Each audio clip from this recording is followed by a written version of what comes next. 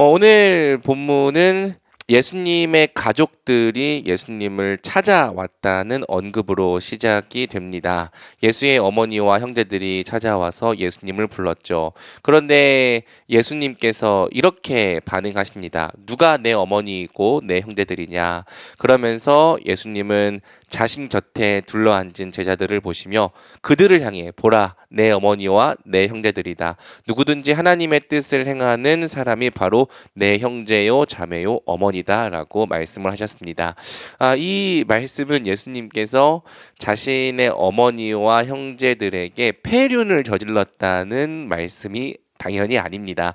예수님은 자신의 어머니를 사랑하셨고 또 동생들도 사랑하셨습니다. 그렇기 때문에 세상을 떠나실 때 요한으로 하여금 어머니 마리아를 모시게 한 것이잖아요. 이 말씀은 예수님께서 제시하신 새로운 가족의 개념을 우리에게 가르쳐 줍니다. 하나님 나라에서 새로운 가족이 정의가 된다는 것이죠. 바로 예수님의 뜻을 행하는 사람이 예수님의 가족이다. 예수님께 순종하는 사람이 예수님의 진정한 식솔이라고 예수님께서 말씀을 하신 거예요. 사랑하는 여러분, 이것은 우리에게 많은 의미를 던져줍니다. 오늘날 우리는 꼭 피가 연결되어 있어야지만 가족이라고 생각하는 경향이 많습니다. 특히 우리나라는 한 민족이고 피가 섞여 있느냐 섞여 있지 않느냐를 매우 중요하게 여겼던 민족이기도 하죠. 그런데 잘 생각해 보면 꼭 결혼을 통해서 꼭 혈연, 출생을 통해서만 가족이 되는 것은 아닙니다. 예를 들어 남녀가 서로 사랑하여 결혼을 하는 것 역시 가족이 되는 하나의 중요한 방법이죠. 결혼은 피가 섞인 것은 아니잖아요. 그리고 또 입양 역시 피가 섞이지는 않았지만 가족이 되는 중요한 방법인 것 같습니다. 특별히 예수님 당시의 로마 시대에는 입양을 통해 가족이 된 자녀가 출생을 통해 가족이 된 자녀와 똑같은 권리를 누렸습니다. 전혀 차별이 없었죠. 게다가 우리는 이 결혼을 통해서 배우자를 내 가족으로 맞아들였을 때 그 배우자만 가족으로 맞아들이는 것이 아니라 그 배우자의 다른 가족들도 함께 가족으로 맞아들이게 되죠. 흔히 우리 자매들은 시월드라는 표현을 가끔 쓰잖아요. 남편을 사랑해서 결혼해서 한 가족을 이루었는데 남편의 시어머니, 시아버지, 시동생, 분명 사랑하기 어려운 대상일 수 있겠지만 결혼이라고 하는 방법을 통하여 하나의 가족으로 또 편입된 사건이라고 할 수 있습니다. 성경은 우리가 하나님의 가족으로 편입되는 과정을 이렇게 설명합니다. 먼저는 우리가 예수님과 연합되었다는 거예요.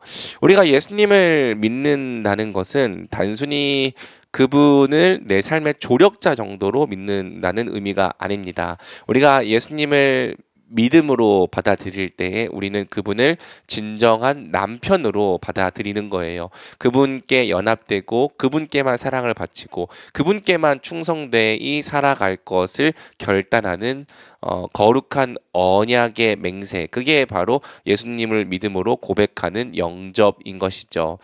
먼저는 우리가 예수님을 진정으로 영접하는 자들이 되면 좋겠습니다. 예수님을 영접하지 않는 자, 예수님과 연합되지 않는 자, 그분을 자신의 남편으로 받아들이지 않는 자는 하나님의 가족이 되는 것도 불가능하기 때문입니다. 먼저는 우리가 예수님을 진정 우리의 남편과 구주로 받아들이고 그분과 연합되어야 하지만 우리가 하나님의 가족으로서 일원이 될 수 있는 것이죠.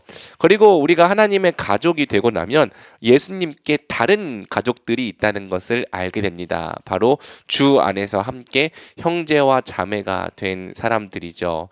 어쩌면 그들은 내가 사랑해서 나의 가족이 된 사람들은 아닙니다.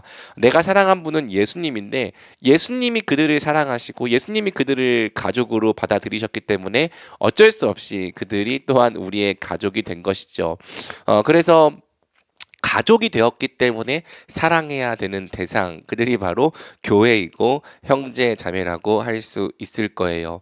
성경이 가르치는 사랑은 바로 그러한 사랑입니다.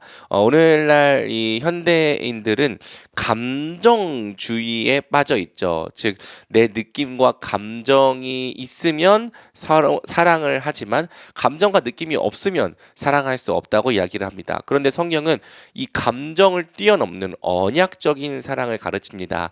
저 사람과 내가 언약적인 관계를 맺었기 때문에 나의 느낌과 나의 감정과 상관없이 언약 안에서 결정하여 사랑하는 것을 말하고 있죠.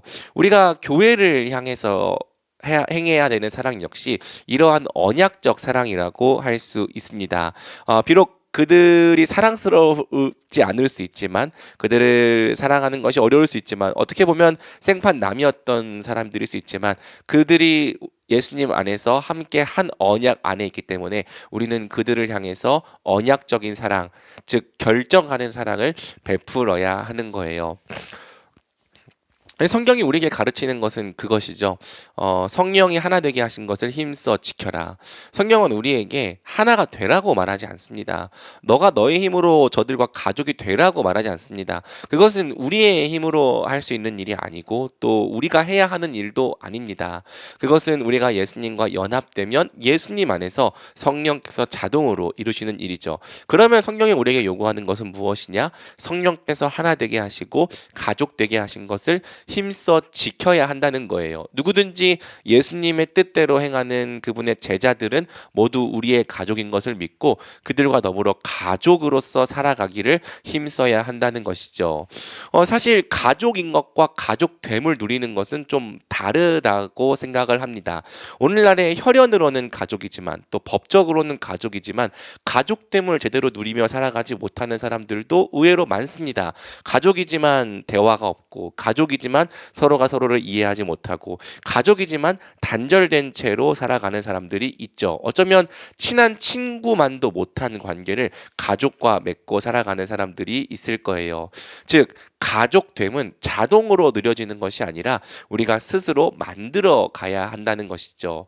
성령께서 우리 교회를 그리스도 안에서 한 가족이 되게 하셨습니다. 그렇다면 우리가 순종해야 할 일은 가족됨을 누리기에 힘써야 한다는 거예요. 이것은 절대 자동으로 되는 것이 아니죠. 사랑할 수 없는 사람들을 향하여 우리가 사랑하기를 결단해야 합니다. 그들과 어색할지라도 계속 시간을 보내고자 힘써야 합니다. 다가가야 하고요. 마음을 열어야 하고 교제를 나누어야 합니다. 시간을 함께 보내야 하죠. 바로 이러한 노력들이 뒤따를 때 우리는 예수님의 다른 가족들, 우리 형제 자매들과 더불어 진정한 가족됨을 누릴 수 있게 되는 거예요. 저는 우리 말씀에 심기는 교회가 예수 그리스도 안에서 한 가족이라고 믿습니다. 믿으십니까? 이것은 우리가 원해서 된 일이 아니라 우리가 예수 그리스도께 속하게 된 것으로 하나님께서 우리 가운데 이루신 일입니다. 그렇다면 우리가 행해야 할 일은 서로가 서로를 가족답게 사랑하는 것이죠. 여기에는 우리의 믿음이 필요하고 여기에는 우리의 순종이 필요합니다. 바라기는 사랑하는 우리 말씀이들이 서로를 그저 느낌과 감정으로서 대하지 않았으면 좋겠습니다. 내가 사랑하기 편한 사람만 사랑하고 나에게 익숙한 사람만을 사랑하지 않으면 좋겠습니다. 그가 누구든지 그리스도 안에 있다면 결정하는 언약적 사랑으로 사랑하면 좋겠습니다. 그들을 그리스도 안에서 정말 가족으로 받아들이고 형제와 자매로서 사랑할 때 우리 말씀에 심기는 교회는 진정한 가족으로 자라갈 것입니다. 가족됨을 풍성히 누리는 공동체가 되어 갈 것입니다. 우리 공동체를 찾아오는 자마다 하나님의 가족이란 바로 이러한 자들이구나라는 것을 보고 경험하게 될 것입니다. 바라기는 우리 말씀에 심기는 교회가 예수님의 가족으로서 힘써 자라가는 공동체가 되기를 원하며 우리 같이 기도하면 좋겠습니다.